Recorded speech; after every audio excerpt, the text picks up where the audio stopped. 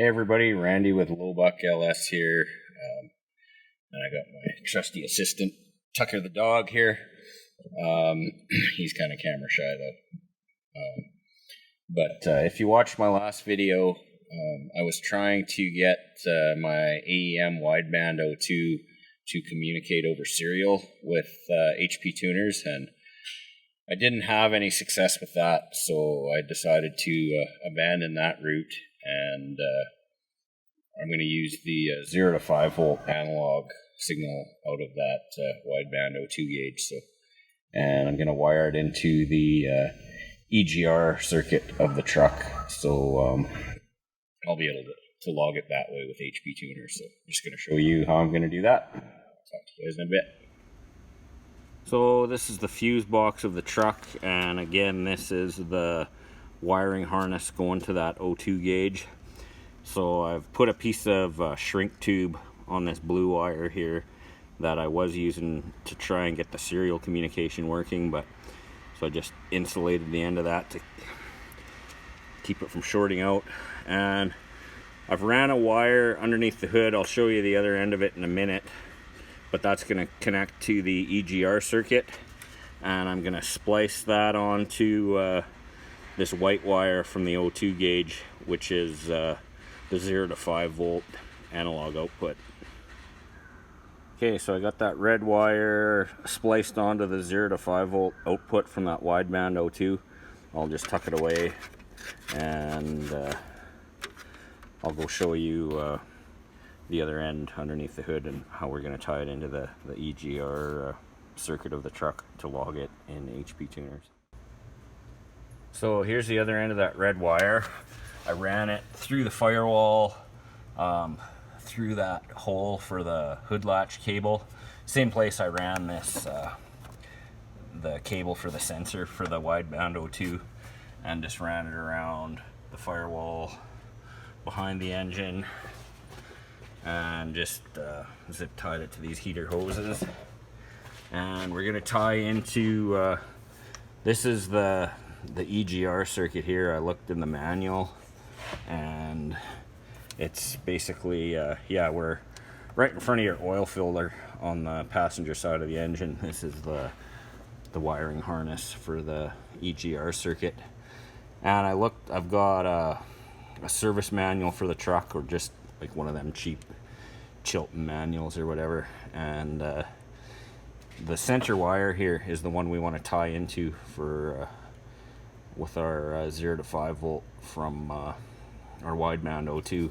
So I'm just going to I'm gonna cut it, I don't know, maybe 2-3 inches back from the sensor, just in case I ever want to put the truck back to stock and reconnect to the sensor. So I'm going to cut it right about there and splice onto it with this red wire that I've tied into the wideband O2.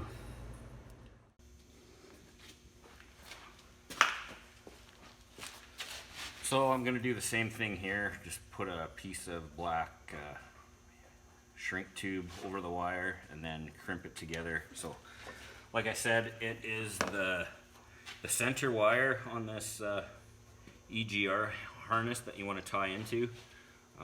In the wiring diagram it says it's a brown wire. It almost looks black here, but so that's the one you want to tie into to read your 0 to 5 volts from your wideband O2. So like I said, I'm going to leave a couple inches there just in case I want to tie back onto this sensor in the future.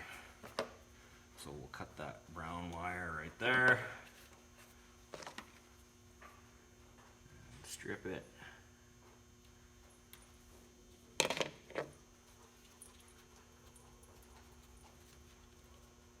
slide it into that connector. Just twist all the strands together good. Grab my crimpers.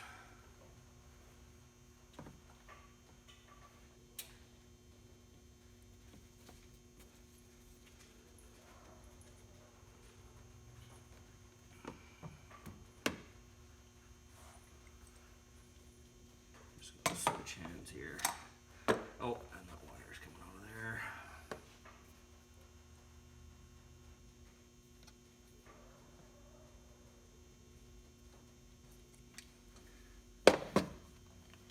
crimped together solid.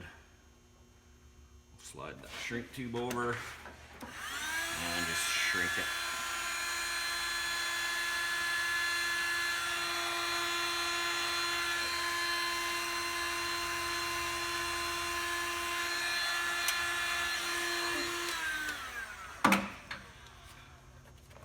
Then I'll tuck it back into the harness or whatever this corrugated tube is called. That's probably what it's called, a corrugated tube. So there we go. Now we should be able to read the 0 to 5 volt output of our wideband O2 gauge on the ECM pin for EGR sensor voltage. So now I'll fire up HP tuners and show you guys how to set it up in there. Okay, so I'm in the truck. I got my laptop fired up with HP tuners. Got my HP tuners interface plugged into the OBD2 port, and I'm just using the standard interface, not the Pro, so that's why we had to wire it into the EGR. The Pro has a terminal strip on the side here that we could have just ran our 0 to 5 volt. So, and I got Tucker the dog supervising here to make sure I don't make any mistakes. So I'm going to switch over to screen view on my laptop here, and we'll go through setting up this EGR input for wideband. Okay, so the first thing we got to do in HP tuners here is add a new channel for that EGR. So you go up here to add channel, and in this text filter thing I'm just going to type in EGR, and this is the one we're looking for here, EGR sensor voltage. So I double clicked on that and you can see it showed up here under our channel list here as EGR sensor. So yeah, the next thing you got to do is set up some user math to do the formula, because the signal you're going to get from this EGR sensor is just a 0 to 5 volt that's coming from the wideband. So we need to tell HP tuners what math to do to convert it to a AFR signal. So looking in the manual here, you can see that for, like, if the O2 sensor is putting out 0, I'm looking at the second line of this table here, if the O2 sensor is putting out 0.16 volts, the AFR for gasoline is 10.32. So we've got to tell HP tuners how to get 0.16, what math we need to do to turn it into 10.32. So looking at this chart, it looks like you have to double the O2 voltage and add 10. So like for the first one, it's 0.16 times 2 would be 0.32 plus 10 gets you the 10.32. And same if I scroll to the very bottom, the very last line, if the O2 is putting out 4.99 volts, if you double that you get 9.98 and add 10, it'll display an AFR of 19.98. So we'll go back over to VCM scanner here, go into tools, math parameters, and we're going to configure user math 1, and let's call that AEM Wideband O2, and I'll just, actually for abbreviation I'll just go WBO2 for Wideband O2. And we've got to bring in a new variable, so you click on this, and now we're looking for that EGR voltage again. So I'm going to type in EGR, EGR sensor voltage right there, so I'll double click on that, and yeah, that's fine. I'll just hit OK. So now we want to, like we said from that table, we want to multiply this by 2 and add 10. So let's just try this here. So that's the variable number that it came up with. We'll go times 2 plus 10. And yeah, showing up in percent is fine. So we'll save that as AEM WBO2 math parameter. And I just want to see if this works. So we'll close that out. And I'm going to turn the key on in the truck. Actually, I'll just start it up. It's kind of loud. I've already got half the exhaust ripped off, so I'm going to get loud for a second here. Or it won't even start.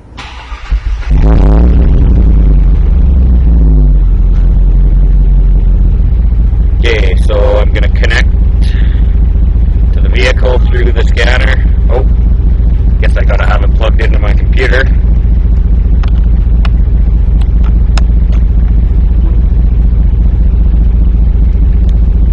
We'll try that again with the scanner plugged in.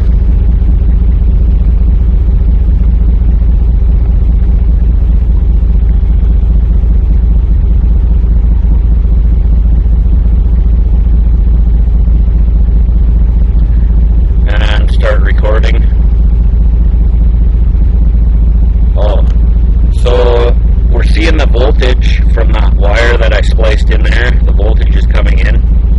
I'm just going to shut the truck off for a sec and stop logging and pull my key out so that dinging stops.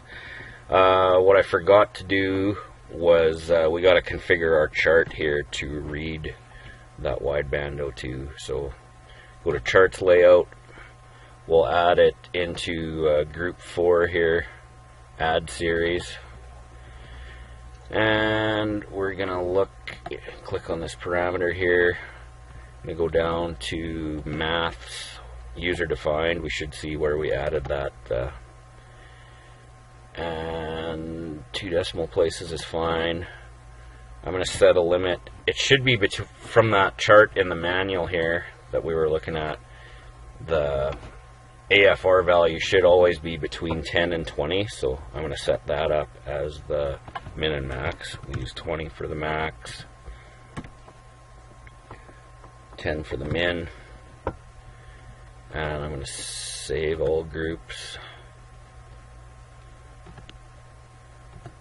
Just save it to my existing chart here, and now we'll see if we get a I'm going to fire the truck up again and see if we get a reading.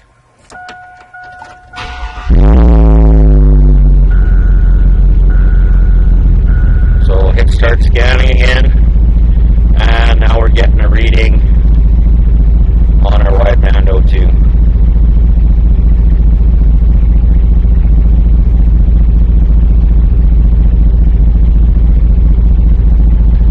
And it looks like it's slightly higher than what my gauge is showing, so pull my key out again.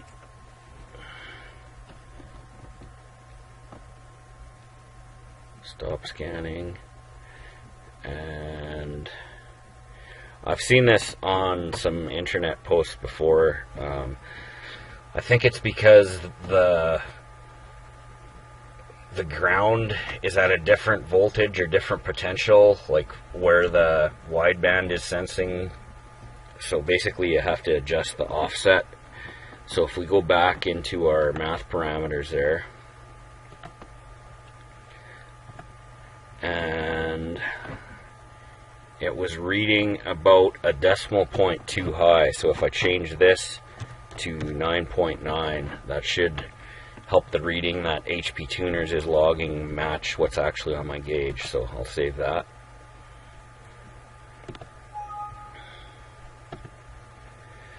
And then the other thing we're going to want to log is the error between the commanded, what the ECM in the truck is wanting to see for a wideband AFR reading, and what the gauge is actually putting out. So we're going to go into this user math 2, and we'll call that AEM Wideband O2 error. Abbreviation, we'll just go WBO2 ERR. So yeah, we got to add some variables. We got to take our EGR input again, and you can't use a user math parameter inside another user math parameter. So okay, and then the other variable we want to add is the error, but for now we'll just go 100 times, I got this written down on a notebook here, and we just want to use that same formula we used in the last user math parameter there. Multiply the voltage from the EGR times 2 plus 10, and then we'll go minus, we gotta take the commanded AFR, so let's just type in AFR air fuel ratio commanded, that's the one we want.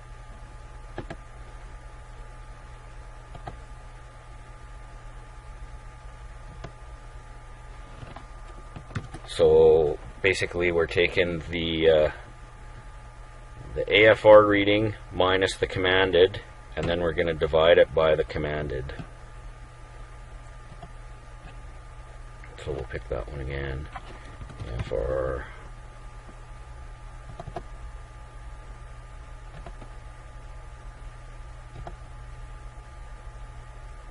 And that should give us our error in percentage. We'll save that as WBO2 error, and then we're gonna want to go into our charts layout again and add the error. I'm also just gonna change the color, color on this one to make it match. One's above it. So we're going to go into group 4, and we're going to go down to our user defined math parameters, add in our wideband O2 error,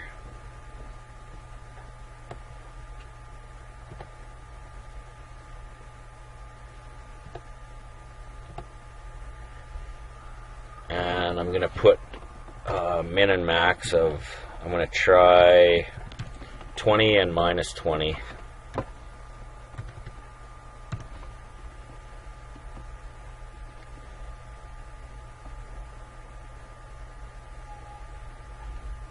And we'll save that.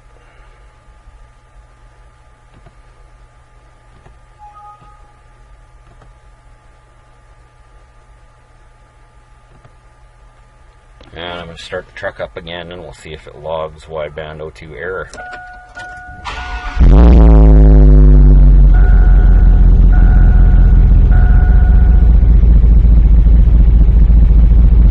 And it is, you can see the truck is wanting to see 14.58, 14.68, and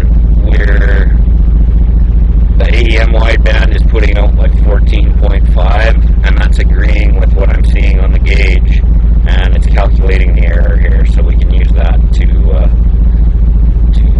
log and see how our